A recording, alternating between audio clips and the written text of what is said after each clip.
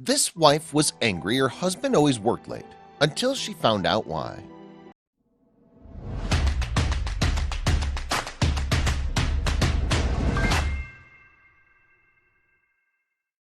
Indiana natives David and Jonna met when they were both in their 20s, but they couldn't have been more different. David grew up in a hard-working Amish community, while Jonna made a living writing a blog on the internet.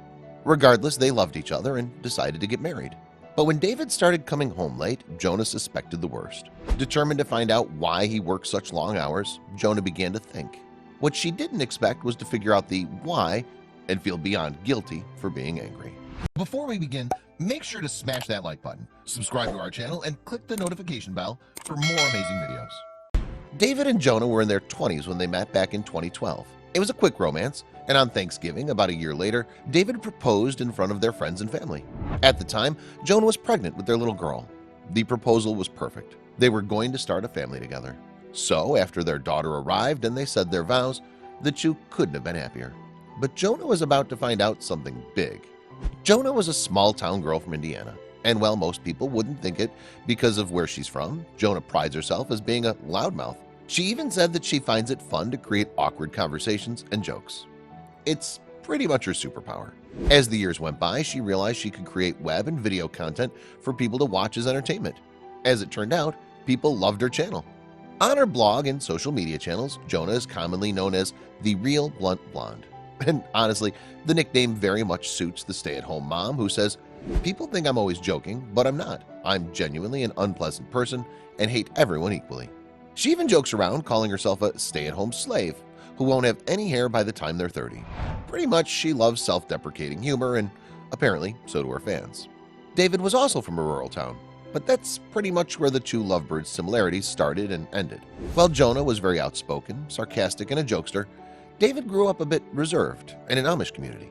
He had all the groomsmen wear bow ties to the wedding, something Jonna wasn't exactly thrilled about at the time. She even admitted to exploding when she learned that Amish men don't wear ties. As you can imagine, the two grew up very differently. So how were they going to make it work? Growing up in a Swiss-German Amish community, David was unused to modern technology, learning how to do things the old-fashioned way. Because of this, David and Jonna have very little in common. While David drives a buggy, Jonna admits that she almost drove one into a tree. Due to his upbringing, David is also calmer and serene, while his wife is a wild child, running her mouth on the internet every other day, something he also doesn't fully understand. Nevertheless, both David and Jonna love each other and believe that opposites attract, so they've learned to live with one another. David with the new technology and a whirlwind wife, and Jonna with a very old-fashioned husband who doesn't know how to use Google properly. On her blog, Jonna said, "All I really knew about Amish community was that they made donuts that would slap your taste buds with happiness you've never experienced before." With a lot of mommy bloggers in the internet world, it takes a lot for someone to really stand out. Thankfully for Jonna, she had something up her sleeve, and it was a bit different than the other bloggers' it factor. That thing was her Amish husband. What better marketing strategy is there than a newly married couple with an internet blogging wife and a husband who grew up without technology? Was it interesting to the readers? You better believe it was. With a young daughter, a house to take care of, and maintaining her vast online presence, you can imagine Jonna was very busy and typically on a very tight schedule. And considering Jonna worked out of the house, she was by herself most of the day. But she had to admit that even with all of the daily responsibilities she had, Jonna loved her blog and spending as much time with her daughter as possible. While Jonna stayed at home with their young daughter, David went to work at a nearby RV dealership. There he worked long hours, often staying late into the night. But with his Amish upbringing, no one really expected him to do anything less. But that left Jonna alone. And while she had many internet followers, that didn't replace the company of her husband. She missed interacting with him and began feeling very lonely. The long hours and loneliness were stressing Jonna out, and it made her mind run wild. The long hours of David's workday began to stress Jonna out. One day on her blog, she even wrote, "I'm wedded to an industrious man, and I would be dishonest if I alleged that it didn't stress me." The stay-at-home mom admitted to being angry with her husband because of all the time he put into his job. It was even taking a toll on his appearance, giving him cracked hands and crow's feet, all before the age of 30, something Jonna was not happy about. Although it was a bit petty of Jonna to not appreciate David's hard work that left him with rough hands and facial lines, she was aware she's putting him in a no-win situation. On one blog post, she said, He literally can't win. If David doesn't work later than usual, we'll not get the new fixture set that I have to have. However, if he works late, he returns home to an irritated wife who's longing for his attention. I'm egocentric in our union, and I recognize that. Jonna reflected on her marriage one night when she was waiting for David to come home from work, comparing it to the fairy tales she used to read as a little girl. In a blog post, she said, "I don't remember the prince absent from dinners for the reason that he was working overtime or retiring to bed not long after he came to his palace since he was so tired. But Jonna was missing one vital piece of information about the prince in her stories. What Jonna forgot is that the prince in her stories didn't need to work to provide for his family. He was already rich and living a lavish life in a palace. But that didn't matter because as time went on, she became more and more frustrated with the long hours. And that frustration grew into anger. With her emotions boiling, Jonna decided she was going to confront David and ask where he's been and why he didn't want to spend time with his family. To keep her mind off her growing anger and resentment, Jonna did chores. It helped her keep control of things when everything seemed out of control.